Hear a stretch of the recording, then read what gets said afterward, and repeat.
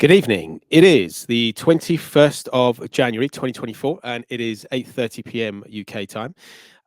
This is 45 Day Show number 34. We've had quite a few of these shows, and these are shows that I do where I have guests on where there's some sort of an event coming up or something's going on in the 45s world. With this one, my guest is Matteo DLF. We're going to be talking a lot about his latest YouTube channel, or Disco Rayao, which I've done a mix for, and that's going to be premiering tomorrow. And so it's like a sort of 2-night collaboration. We're going to have a chat today, talk about what his musical influences are and his sort of DJ record collecting journey and into the sort of website and the YouTube channel. But also we're going to talk about tomorrow night, because that's a watch party, and obviously we'll be watching it live, which will be interesting. We are here and it's great to connect. I think we met in person in Brighton at the Mr. Bongo. Was it the Hip Hop 50? Yeah, I think so. Yeah. Mr. Thing was playing. It was like a sort of street party. People were sort of out on the streets outside Mr. Bongo having a beer and just hanging out and meeting up, really. That's quite good. Yeah, I've been following your channel before that as well, so it was nice to finally meet up in person. And then it's been a while, but we're now starting to do a few things together this week as well, which is nice. You've not been on the show before,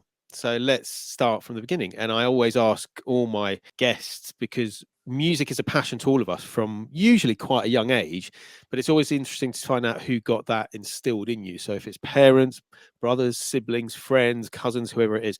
So for you, what sort of age did you first appreciate music and who got you into it? For me, and for a lot of people probably my age, I grew up in the 70s and there was always music in the house. So you either got your mum's playing Radio 1 all day, or had an older brother who was 6 years older than me, so that was quite significant, because it was kind of looking at my future self to sort of following your big brother. He was like taping the chart on a Sunday.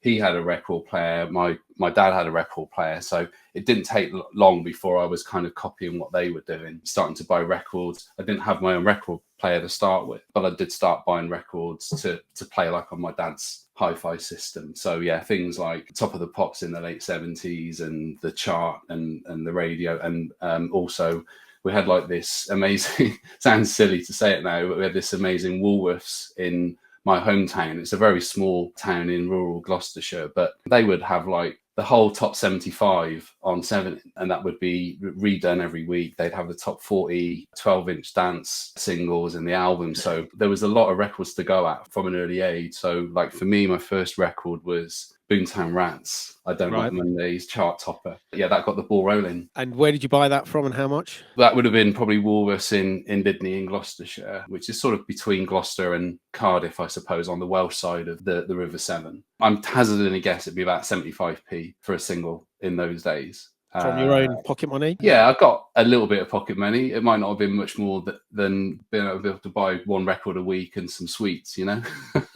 Yeah, sort of one penny sweets. I started to build up and buy more singles by like the Police and Generation X and Dire Straits, so it was kind of like rock pop bands really that I was sort of getting into from the get-go. And I was probably only like age 6, 7 when I got my first record player. And you're listening to this through your brother, and also are you watching Top of the Pops at this sort of time, and you seeing this and you're being inspired by it? Yeah, because I would imagine, particularly if you go back to that Boomtown Rat single, there weren't many music videos going around at the time, and that was like quite an impactful video, the style of it, so I think it, that probably helped propel it to the top of the charts, because not every record had like a big budget video like they did, so it's got people in small towns buying their records.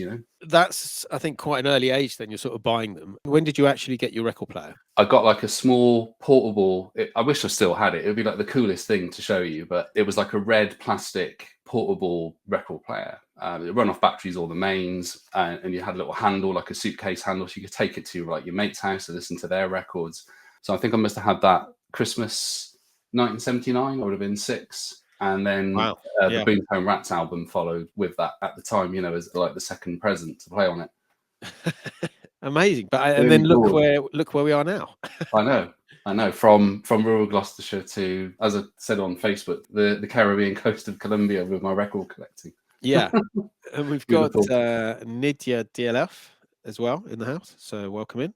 Yeah, that would be Alex, who's my girlfriend. She lives in Colombia. That's another story to tell you about, I guess. Yeah. Well, we'll get to that, because originally we were planning to do the show pretty much straight after New Year from Yeah. you in Colombia, because that's where you were, but obviously family situations sort of arose and things changed, didn't they? But we'll talk a little bit about Colombia. And Yeah, I we know run you've out of got, days to do that, but it's yeah, nice to do it here in the studio. yeah. And obviously we've got, I can see there, and we talked about it, hopefully a couple from the Colombia dig to listen to. So stay tuned, people. And we've got Damon McDonald from Cambridge. He's one of our We Love 45's Cambridge DJs, and his set that he did online will be on YouTube tomorrow. You start collecting records, you've got your first record player. How does that progress in terms of sort of getting to DJ? It came probably about another 10 years later. So during the late 70s and early 80s, there was always another bandwagon to jump on. So whilst record buying was a bit of a fad maybe for me then, it kind of moved on to other things. So early 80s, there was things like CB radio, which again was kind of significant because you kind of got used to kind of talking on the mic and broadcasting, I suppose, your voice. There was a few years of CB radio, and then like video games. So like things like Sinclair Spectrums were getting into households, and then Ghetto Blasters were like a sort of mid 80s thing. And so I kind of had some time away from buying records. And then again, a lot of these things get kind of not forced on you, but restarted when you get a new Christmas present. So I got like this Panasonic Ghetto Blaster. I think it would have been about 1986, but it was like a sort of hybrid. So it had like a record deck that you could attach to it.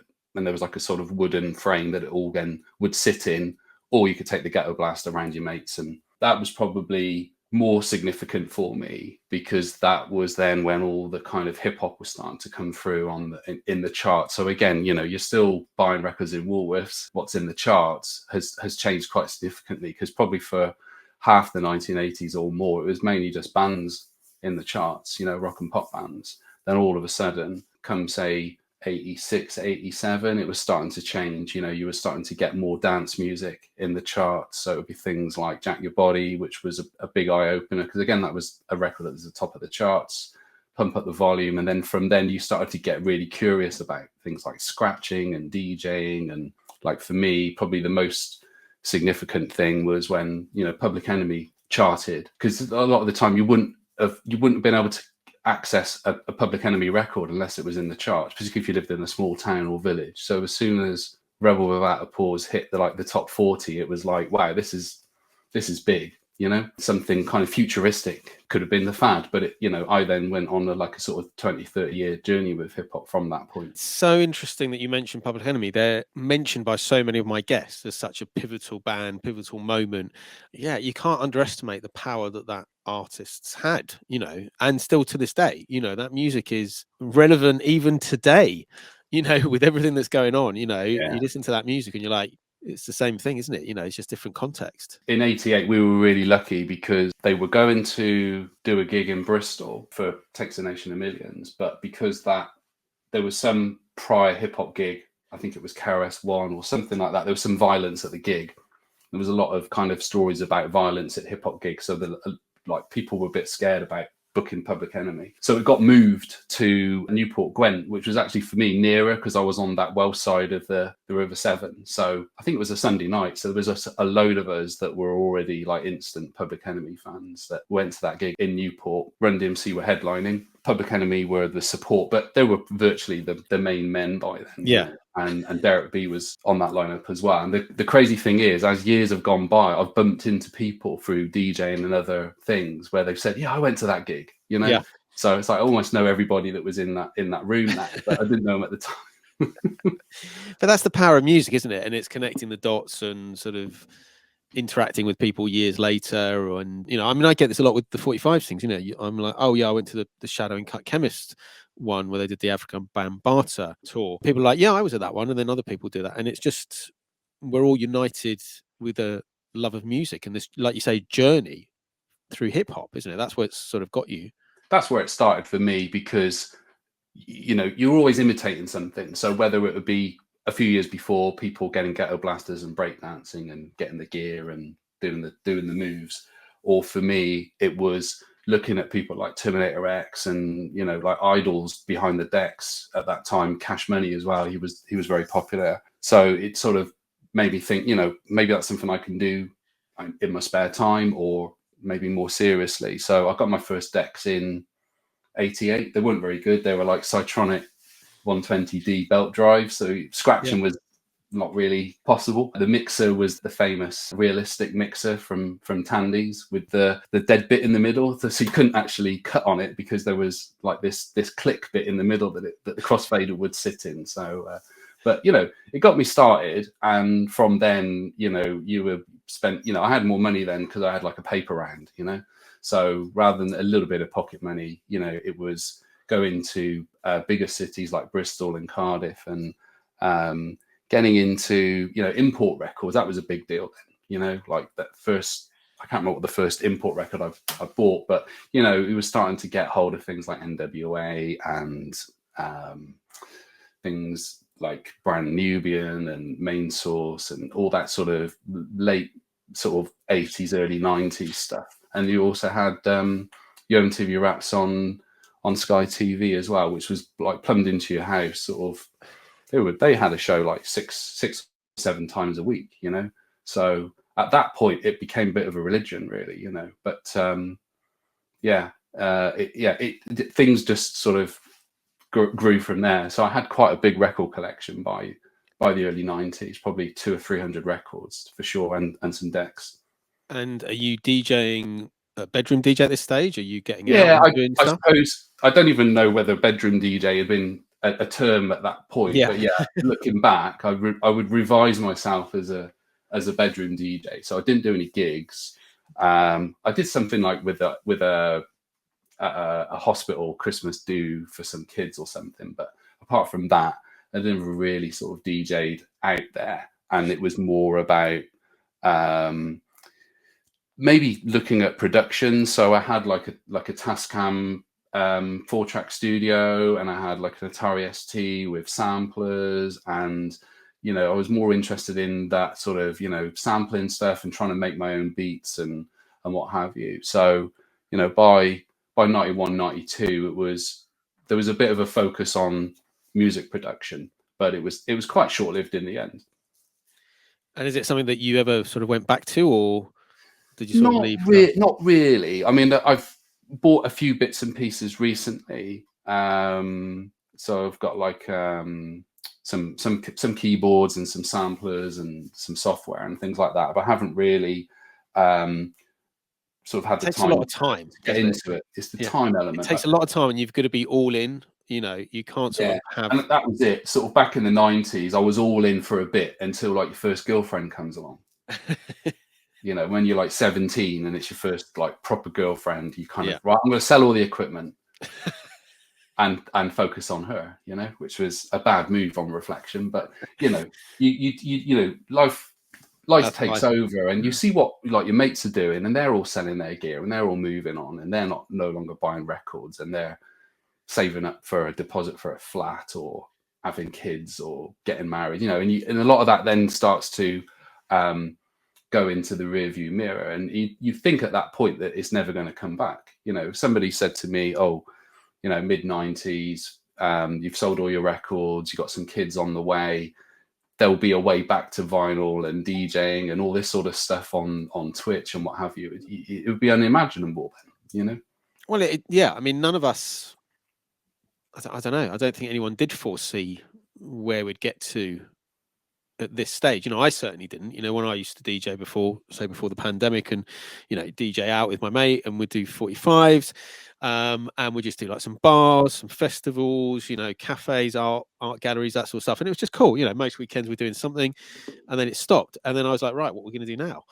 And that we've now found an ability to be able to stream and play whenever you want. It's almost like having your own sort of venue, isn't it? You know, I fancy playing, and that's the beauty of it. But we're broadcasting, you know, we're doing talk shows. You know, this couldn't have been foreseen, I don't think, at all, really. No, I mean, the sort of the closest thing back then probably would have been pirate radio if you were involved with it. I had some friends that were, you know, more into it than I was, and some of the DJs I ended up, you know, selling records to and things like that. When I had like my first flat, and the records were all over the floor, and it was like, this is getting in the way. I've got a baby on the way, so let's create a bit of room. some of the money got reinvested back into CDs, you know, which is a bit of a weird thing, you know, selling records to buy CDs. That sounds like so the wrong way around now, doesn't it? But that's how it was then. The CD was like the premium product. It was portable. It was futuristic, you know, and get rid of the old vinyl. So I never got onto pirate radio, but I knew people that were involved with it, and that was probably the parallel then, wouldn't it? I would say. Whereas now you can, you know, do it on a much bigger scale, legitimately, which is, you know, totally unimaginable back then. Yeah. I mean, again, effectively, you know, each of our channels is like a radio show, you know, at the end of the day, and it's just when it's on, and because it's constant, it just goes from raid train to raid train and from people to people. But yeah, it's amazing. Well, we sort of touched on the pandemic then. So what were you doing musically before the pandemic? Yeah, so before the pandemic, if we go back to maybe 2017, because that's when I sort of got into kind of DJing out there. You know, there's been this sort of flirtation with production and bedroom DJing, you know, in my late teens, and then that kind of got killed off. And then I sort of hitched a ride with the vinyl revival that kind of came around about 2012, 2013. Started buying records again, got some decks, and then at that point I was doing mixes on Mixcloud, and I hadn't even thought about, you know, DJing in venues because of the type of music that I was into, mainly hip hop and soul and funk and things like that. Just, you know, probably wouldn't stick, you know. So I had about 4 years or so just hanging around on Mixcloud and building a following there through things like Instagram. And then 2017 was when things changed quite a bit. There was Hot 8 Brass Band came to Leicester, and I was such a big fan of the band, and I just thought, you know, wonder if they need a support DJ. So I just blagged my way onto the lineup and was the support DJ for Hot 8 Brass Band in Leicester, and then that just led to a lot of connections through other, you know, meeting other DJs and starting to kind of get into that ecosystem in the city. So pre-pandemic, I was part of a DJ collective that was known as Tongue and Groove. There was like sort of 4 or 5 of us, and we all had our own little niche. I sort of started off with hip hop, but maybe we're starting to move more towards like Latin music. And then we had other DJs that were into funk, or others that were into house and soul. So we kind of went round the houses in terms of the genres, but they were always, you know, vinyl nights. And we were building quite a decent following, you know, in different venues in Leicester. And then the sort of pandemic kind of, you know, kicked that in the nuts, really, you know, and it was like, and now what? That must have been really tough though, you know. It was, because it took a while to kind of build up that following. You know, we started off in quite small wine bars. Maybe there was only, say, 10 or 20 people there.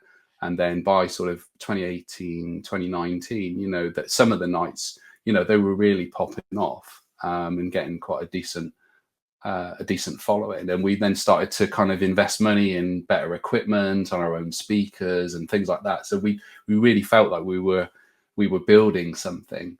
I mean, I think the one of the best nights we did was like February 2020, which sounds crazy now, doesn't it? But that was just right before this COVID thing. So yeah, things got completely turned upside down in that year, in a good way as well. But there were changes coming for sure. And so how did you deal with that immediately? I mean, I know obviously we sort of ended up, most of our sort of DJs ended up starting on Facebook first, and then obviously that'd be like copyright sort of problems, and then obviously we ended up sort of on Twitch. Some people were on Instagram for a bit, but again, the copyright. But what did you do with your sort of music? Did you stick to like Mixcloud, or did you end up doing a bit of streaming as well?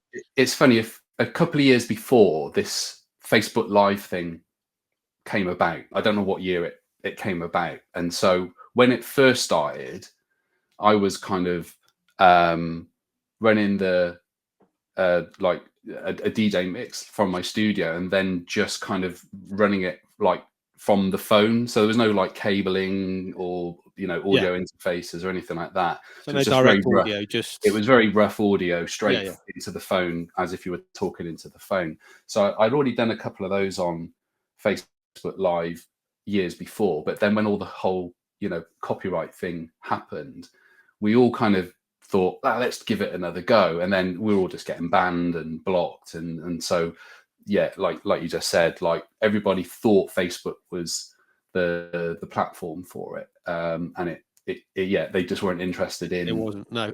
in keeping it on keeping things as live. So yeah, there was probably about a month or two where that was just a waste of time. And then because I already had a Mixcloud account, they launched this thing called Mixcloud Live. So I started to I didn't even know what Twitch was at that time, but sort of April 2020, I did my first Mixcloud Live. And we'll laugh now, but there was no video. It was just no video. I didn't even think about doing a video. I just felt about just doing the mix live. It's the audio. You're just looking at the logo on the screen, listening to the mix as if it was like a radio station, So I didn't even think about video at that point. But I started to do like a kind of 1 hour show every Thursday evening. You had this thing called like the NHS claps, if you remember that. Everyone was like in the NHS. So I started after the NHS claps, I'll be on Mixcloud Live, come and listen to some music. And yeah, people did do it, and then I kind of got a bit brave and started adding cameras. And so I kind of hung out on Mixcloud Live during 2020 and just started to see that there was a big migration to Twitch come the sort of second half of that year. So I had to sort of, by the end of 2020, I had to make a decision. Am I going to keep on Mixcloud Live, even though like the people in the room is getting smaller, or do I make the jump to Twitch? So come 21, I felt, yeah, I'll change platforms and give Twitch a go. Yeah, and I think that's sort of where we've all ended up, because I did some Mixcloud Live stuff for through Music We Live On, which was a Facebook group that I sort of just came across. And I think I was probably one of the only vinyl DJs, certainly the only 45s DJs on their sort of little platform. But we just it would be the whole stream key. And then obviously the one DJ finishes, stops, and then the next one sort of jumps on. And we were sort of the raid train that Twitch has, but completely different in a way. But so that's, but again, I didn't get the community there. It didn't seem to be as good as the community on Twitch. I mean, I don't know about you. Obviously, you said that you noticed people migrating, but what was the community like before you moved to sort of Twitch in terms of Mixcloud? Was there good interaction? Yeah, Mixcloud Live, I think when we had a lot of restrictions, in terms of not being able to go out, then everybody was kind of, on Facebook Messenger and just sending stuff to each other to kind of pass the time. And if somebody was then doing a DJ mix, then you get like maybe 10 of your mates in the room, so you weren't really building a channel or building a community as such. You'd probably just be whoever's stuck indoors that and saw you post on Facebook. They jump in and have a bit of a natter while you're playing some music, which was fun while it lasted. But then when they started opening up a bit, you started to see the difference. Then people wanting to go out and they weren't wanting to look at DJ mixes on their phones, So I then started doing it. Instead of doing like a 1 hour mix every week, I did a 2 hour mix once a month, and just did like a live premiere of it on Mixcloud Live. And then it was the audio was then backed up on Mixcloud afterwards. So you'd get like the first view as video, and then everything else after that was audio only. And that was all right for a bit, enjoyed that. But I just started to see where people were going, and Twitch just seemed to have more potential because of things like, raid trains weren't a thing on Mixcloud, whereas they were on Twitch. Yeah, I think raid trains is definitely been the most important thing in terms of building channels and sort of finding new followers, because it's, you can just go live, but it's very difficult for people to find new streamers. Whereas with a raid train, it's brilliant. You've got like, okay, we've got a 12-hour raid train. If I've got the time to have it on all day, I'm going to meet some new streamers, and it's just been an amazing community for that. But yeah, so that's one of the things that Mixcloud misses, and also. Yeah, they've got limitations as well. But I think Twitch is the platform, and it's opened up now with the DJ program, and I think it will probably stay. We'll just see how things are progressing. It's been interesting already, just the last few months, to sort of see how things progress. But like with the DJ program, yeah, because it seemed to be at the beginning they were like sort of dropping copyright emails and saying, not a copyright strike, but like you've been caught playing a restricted artist, and we've got several groups where people would say, oh, I got one of those, but that seems to have gone quiet now. So I don't know whether anything's still and it's only free for a year, isn't it? Something like that, yeah. I mean, it's there. We're getting a slight decrease in money, each month as we get to the first year. But it's not about money though. That's the thing. It's difficult because there are people out there who are doing it for the money, and to try and we're not them. That's difficult. Well, no, and it's it is difficult because since the DJ programs happened, it's so many more DJs have come out. It's a much bigger thing than I thought it was. Maybe living in our own little bubble, sort of vinyl, and a few like other collectives that we're in charge. But since the DJ programs come out, you're just like, wow, there's like loads of DJs on here. It's not just us who sort of jump. Yeah, a lot more, and there's some real really big like super streamers that are just raking it in, aren't they? So yeah. But again, I think he's got their little place.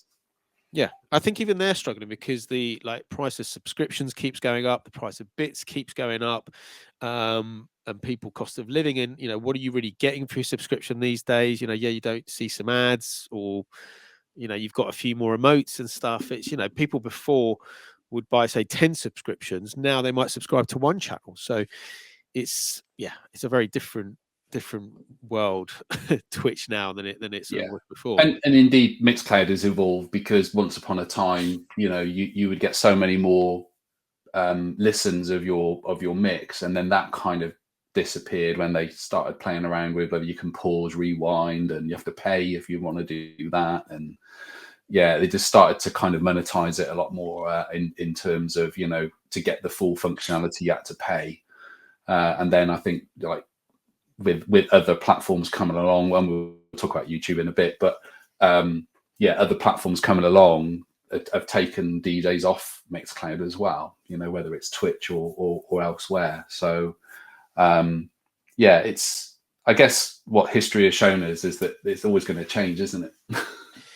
I think also I think there's so many platforms, and the way I'm sort of looking at the moment is like each platform is like its own little community.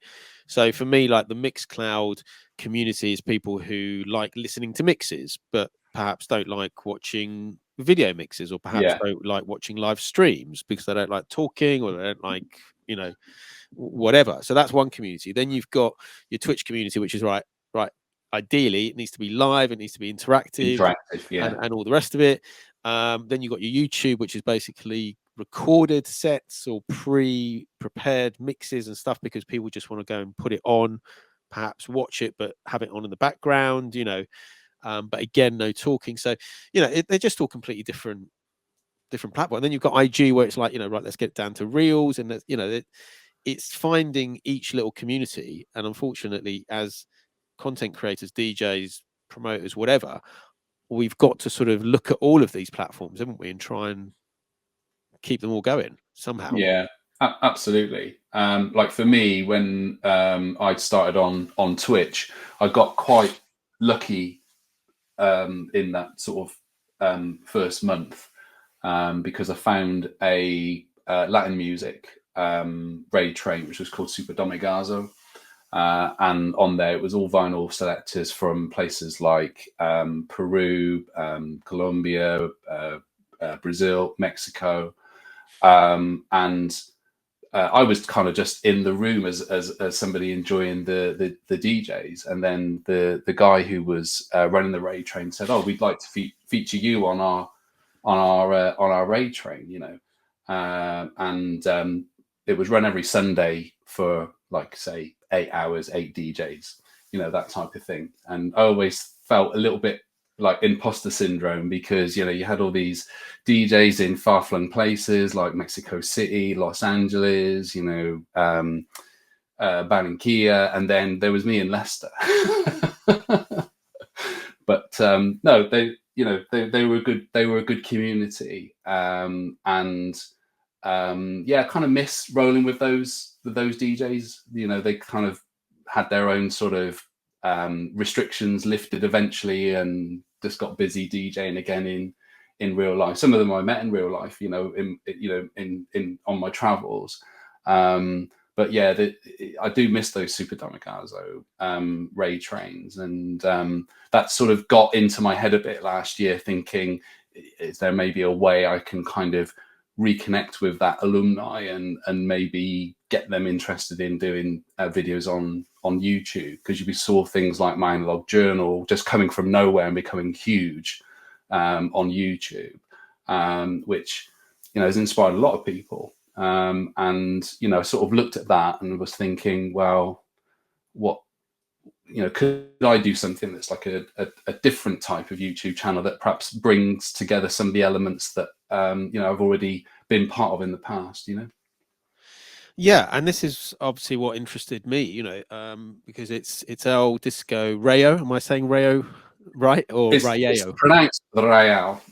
Rayao. Okay, all right. And The what's it mean? significance of it is, if you converted it from Spanish, it means the scratched record. Scratch record, Yeah. fantastic. Yeah, I mean, for me, it was interesting because it was like it's a live stream, but without talking. You know, you were like, no Yeah. talking and stuff, and I'm like, okay, that's brilliant, because I don't. It's very rarely I do a live set on Twitch where I'm not talking, you know, and then I record. I don't record many mixes, you know. I'm always behind on recording mixes because it just takes me forever.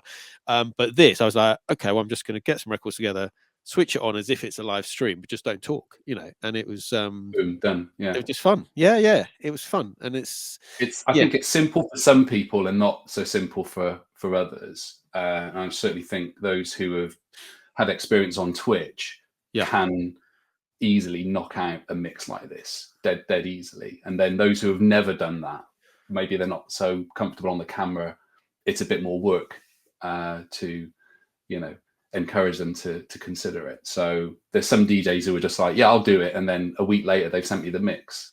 Then yeah. others are like, you know, I need to think about my hair and and other elements that go into it. But what started it for me as a concept was when the Super Damigazo sort of era faded, and a lot of these DJs in other countries started playing in real life again.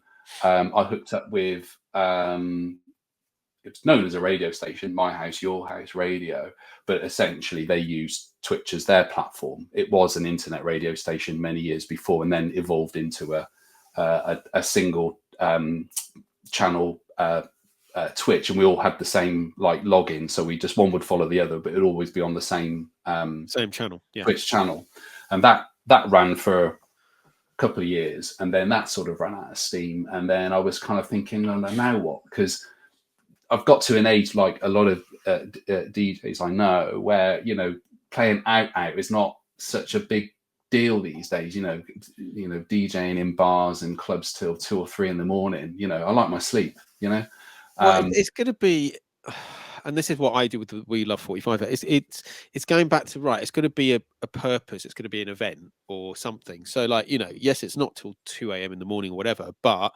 between, say, 2 o'clock in the afternoon and like 9 o'clock, we're going to get a load of people, nerds, record nerds, you know, DJs who don't get to play out that often, to come out and just play some music to people in real life, because, you know, it doesn't need to be 100 people. You know, you could have 10 people. Yeah, there is a growth in day gigs, that's for sure. Been seeing that in places like Nottingham, like nightclubs opening during the day and finishing by 8 or whatever, you know.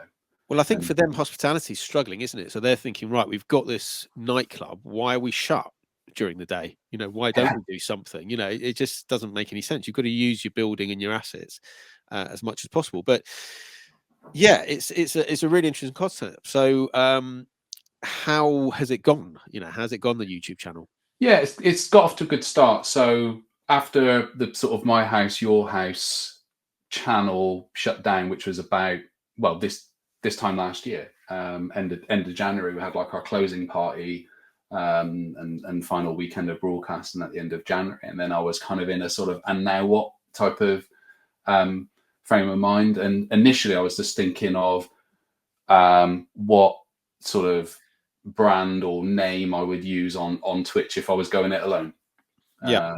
And I had some ideas about what that could look like. And I had a chat with an artist out in Bogota in Colombia who's really good. Yoda X her name is, and she's done a lot of like tropical music, Latin music, flyers, logos, album sleeves. She's very prominent in that field of work. So I kind of approached her and said, like, I'm thinking of doing something. I'm not quite sure what it is. So we sort of bounced some ideas about what the name would be and what the logo might look like. And then she was like, yeah, I'll get the logo to you in a month. And I was like, brilliant. And then 4 months later, I think it was about August, I got this logo and I was like, and now what am I going to do with it? So I was still kind of... So you had the name and the logo. So yeah, and then we did anything with it for like half a year. Yeah. But that's, I mean, to be honest, some ideas just sort of need to sit there, don't they? And you sort of mull over, right, what am I going to do now? I mean, I've got this all the time with, I'm like, what am I going to do next with 45 Day? What projects am I going to do? And it does take a bit of time to format in your brain, doesn't it? And I think what happened was I just talked to a few DJs who I was friendly with and trusted, and we all admired what My Analog Journal do. We look up to that and think that is something that is streets ahead of anything else. And I was like, I don't want to do a kind of copycat My Analog Journal channel. I want to do something that is, well, neither the same as My Analog Journal or something deliberately trying to be the opposite of what they're about, because I think they're just very good at what they do, and that's what inspires us with thinking of YouTube as a medium for DJs. They've really kind of nailed that down in terms of how successful you can be with that. So I ended up with this aha moment, and I was like thinking about the old days of Super Domigazo and Twitch and all these other DJs that I know around the world. And it was like, why don't I do a YouTube channel where I can feature DJs from their home studio or another location if it's better. But the idea is to try and sort of pull together a network of DJs globally. So rather than say what My Analog Journal do, they have their studio in London, you've got to go there to do the film, and it's great. With this, it's the other way around. It can be anywhere. We've had mixers in from Denver and Australia, and then we've got you on the Sunshine Coast of the UK tomorrow. I've got some DJs in Canada that are interested, in Holland, and yeah, it's just I couldn't imagine what was going to happen when I started the channel, but it's starting to fall into place, in terms of what I thought might happen. Some DJs would see it and go, yeah, I wouldn't mind doing that. I wouldn't mind doing that. I could commit an hour for that. And then we're starting to kind of create content gradually on the channel. So yeah, that's what's happened. And so a lot of my time now is editing down videos, or responding to DJs who are interested, or reaching out to DJs who I think would be a good fit, to try and sort of nudge them in the right direction.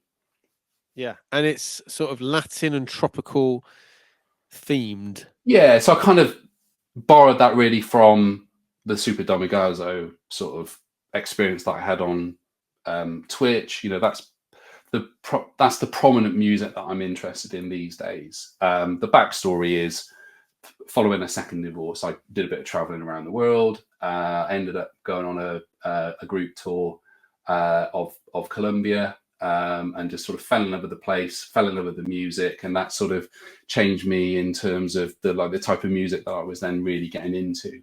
And it sort of reignited digging as well, because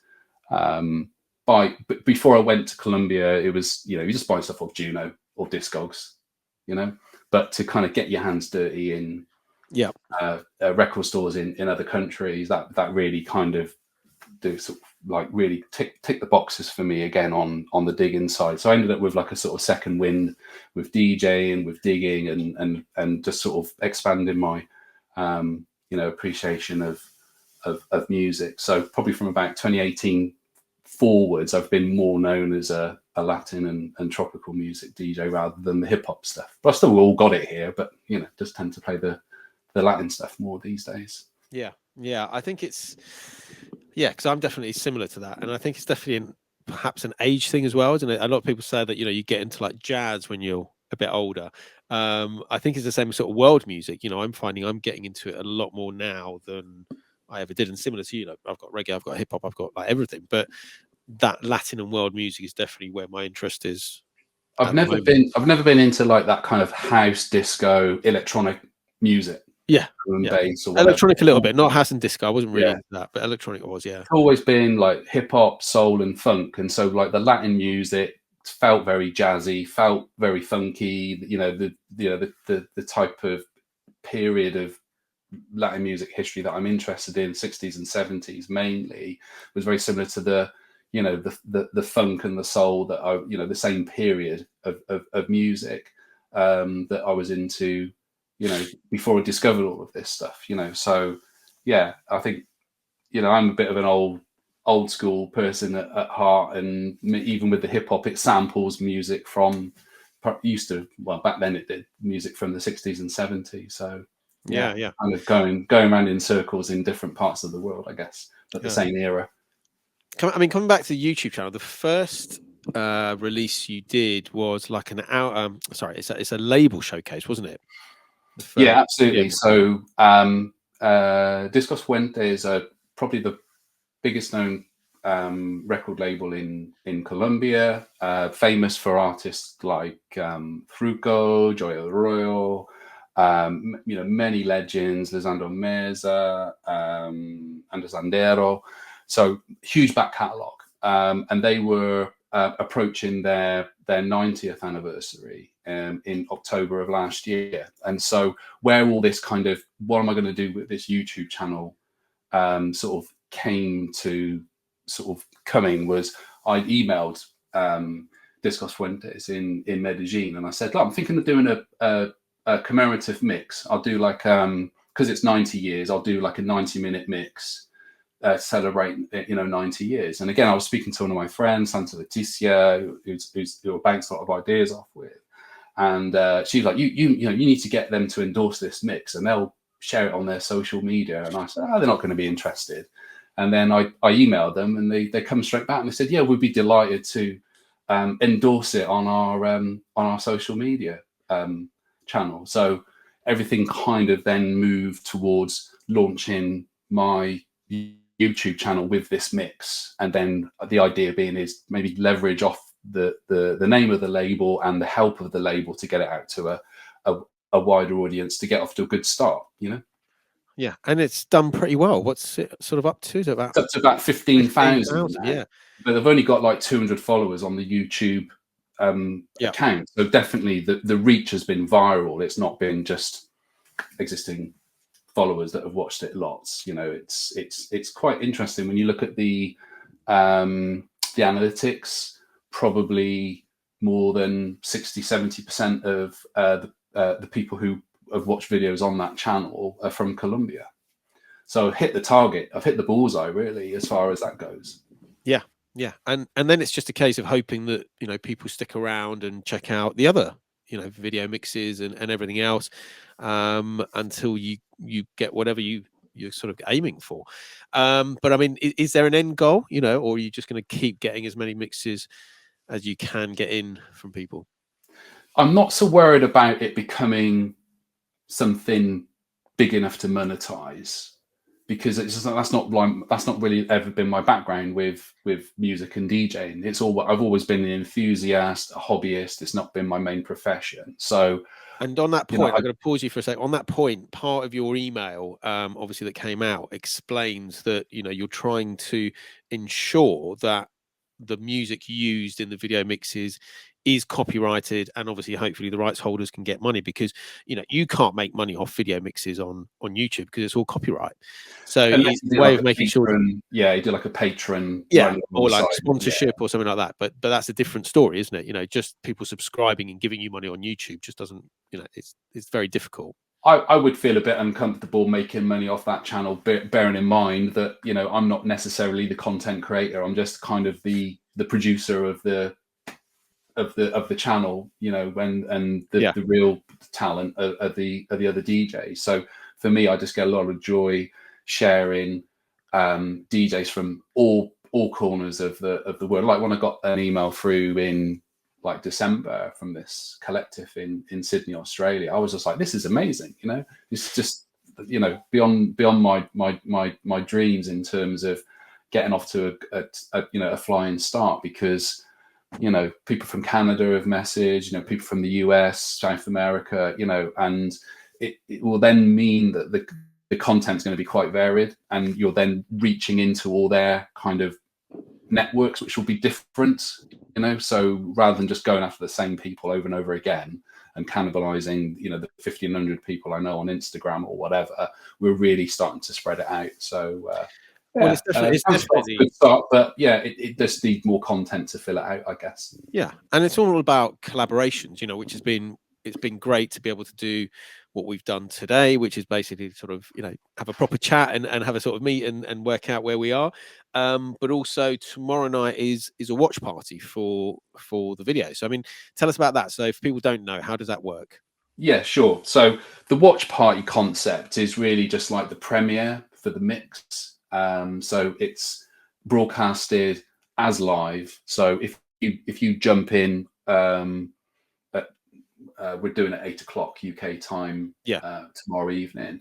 If you jump in dead on 8 o'clock, you're straight into the chat room, and you're getting the first watch of the video. And then once that first showing has completed, then that video is then available at any point, you know, on demand. But I kind of just like the idea of having a premiere, so it gives you something to, you know, promote on Instagram, rather than, you know, you just releasing videos and people are not hearing about when the next one is. So I just like the idea of having the watch party, so that it's something a little bit different. I know, like say with My Analog Journal, they won't need to do a watch party.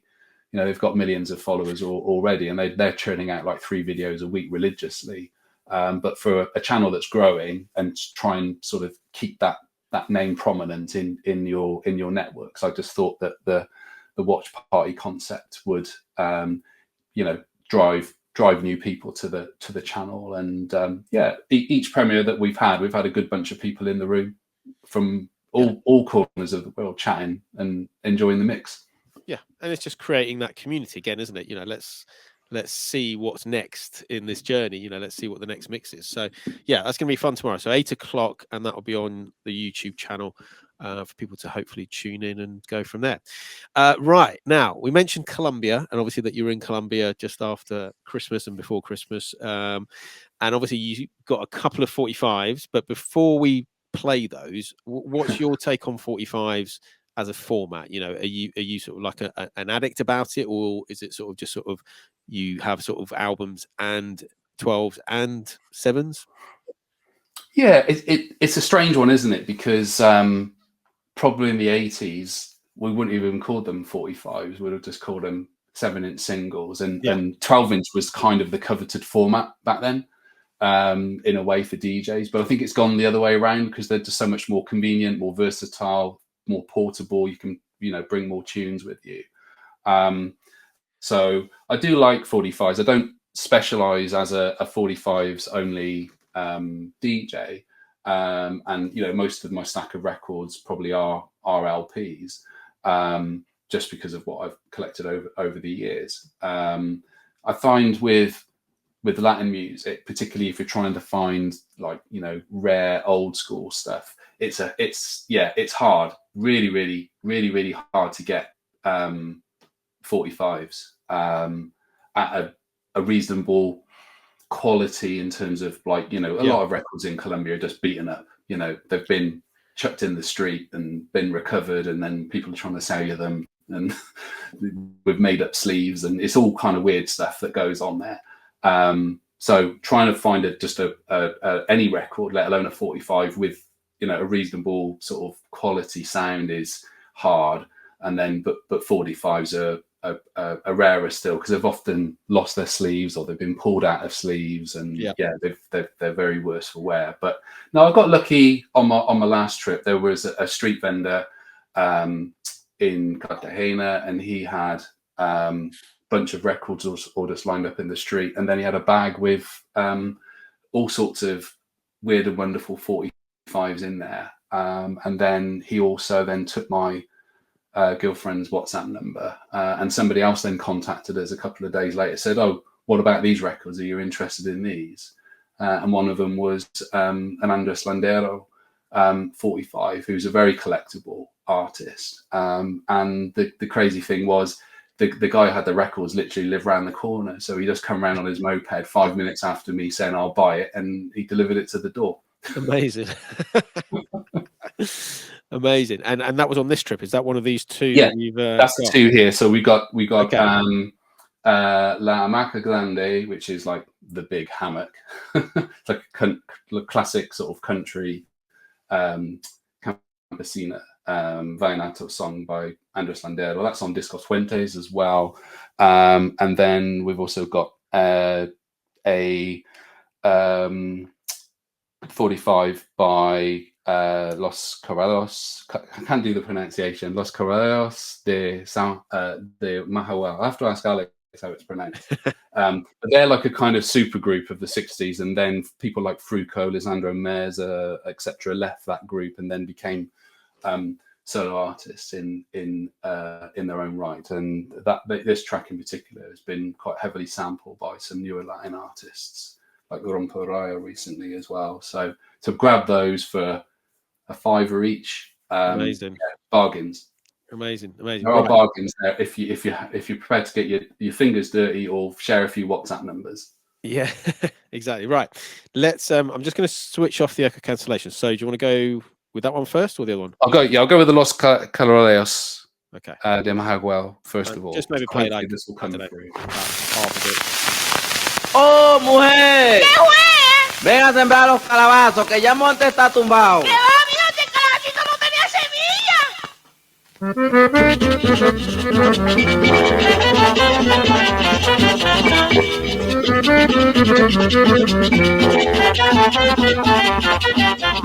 Don Menejo se encuentra rebeldón con la señora de la tienda de la esquina.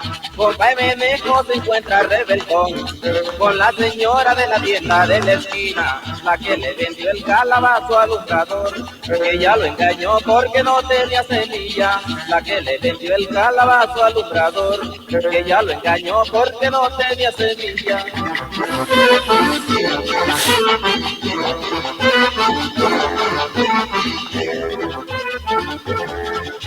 Ahora mismo me voy para el pueblo, le dijo compa Menejo a la mujer, porque esa vieja que me vendió ese calabacito, si no me devuelve la plata, le pongo la polosía. Pero ¿cuál polosía? Le dice la mujer. Tú también eres falta. Esos cachuchones que vinieron cuando este Pablo le pegó el tramojazo a Ruperto. Bueno, ensilló su burro prieto y se fue para San Pues. Llegó donde la señora y le dijo: devuelve la plata o me da otro calabazo, porque usted me engañó con su calabazo vano. Devuelve la plata o me da otro calabazo, porque usted me vendió fue un calabacito malo.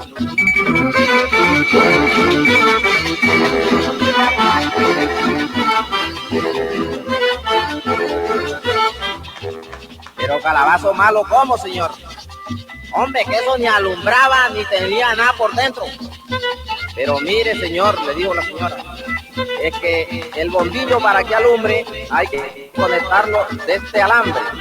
Ah, sí, yo con Menejo. Entonces me vende otro calabacito, pero me lo da con bejuco. Bueno, le dice ella, y donde usted vive hay planta, porque el bombillo alumbra es con la planta. Dice, oh, hombre, si allá es donde hay esa que se llama contragavilana. Imagínese que esa planta sirve hasta para la picada de culebra. Dice ella, ah, pero yo le estoy hablando de planta eléctrica, no es de planta vegetal. No importa, da lo mismo.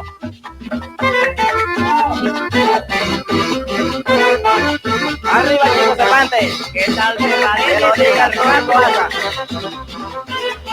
This one gets very scratchy at the end.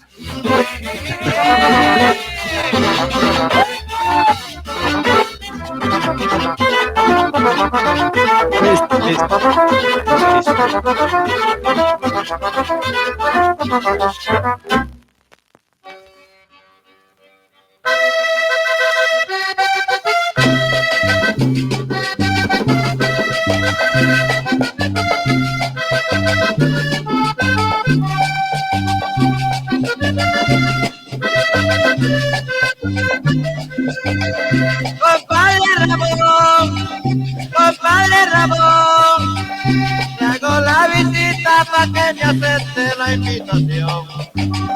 Quiero con afecto llevar al valle en cobre de plata una bella serenata con música de acordeón. Una bella serenata con música de acordeón, con notas y con folclor de la tierra de la maca.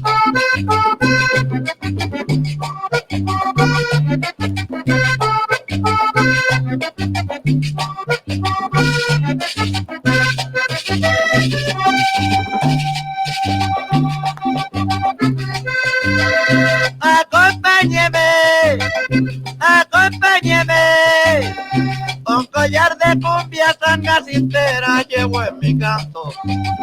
A un Adolfo Pacheco y un viejo son de Antonio Fernández. Y llevo una maca grande, más grande que el cerro de Maco. Y llevo una maca grande, más grande que el cerro de Maco, pa' que el pueblo vallenato, meciéndose en ella cante.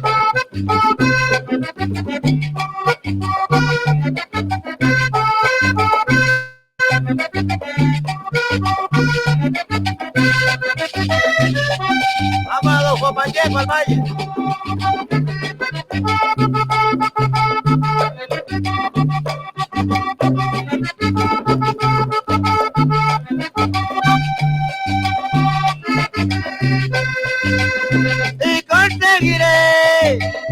Y conseguiré a un indio baroto su vieja gaita que solo cuenta historia sagrada que antepasado recuerda esconde, pa' que hermosamente toque y se diga cuando venga, pa' que hermosamente toque y se diga cuando venga, que también tiene leyenda, cual la de Francisco el hombre.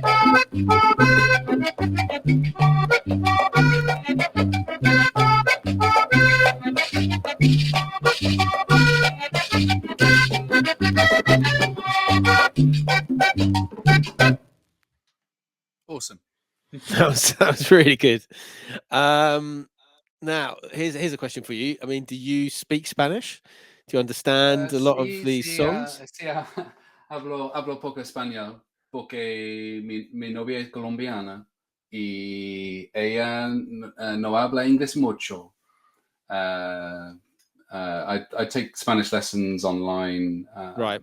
weekly, and like I'm still kind of stuck in the beginner's lane. But she's commented like the last 2 or 3 trips that I've made to see her, she's noticed that it's gradually, you know, poco a poco, it is improving. I find the talking with native speakers very difficult because they speak so quickly. Yeah. But like the reading, I can get most of it now. So it's work in progress. It might take another 5 or 10 years at the pace that I'm going, but you know, it is gradually improving. But I mean, imagine then when you can actually understand, because I mean, I don't speak all these languages of these world music that I play. It would be great to be able to actually understand, you know, what they're singing about a lot of the time, isn't it? You know, there's a funny story I could share about that. So there's a DJ I know who he was very into, I think it was like a Brazilian record, and he just really wanted to know what the lyrics were. And then when he bumped into another DJ who was Portuguese, and he sort of burst his bubble just saying they're just kind of yelping, you know, yippee, woohoo, and, you know, there's not really any meaning to the song, you know. So there was a bit of that, particularly with things like cumbias. It's very kind of whippity, you know, and things like that. But the Christmas songs are interesting, you know, because like I was there over Christmas, and they do have a sort of their own sort of style of Christmas music. It's usually sort of songs of being very poor at Christmas, you know, right. lost loves, and you know, a bit of Jesus in there as well. So yeah, of course. Yeah, you start to pick that up a little bit because they're more slower Right. Okay. Yeah. songs, you know. But yeah, I'm starting to kind of pick up the lyrics a bit on some songs. But again, you know, as soon as it's like salsa at breakneck speed, that's hard to keep up with what they're going on about sometimes. Yeah, definitely. Thank you so much for your time. Thank you for the invite to be part of the YouTube channel. I'm looking forward to Watch Party. I hope you can join us. Thank you everyone for being here. Fantastic. Hasta luego.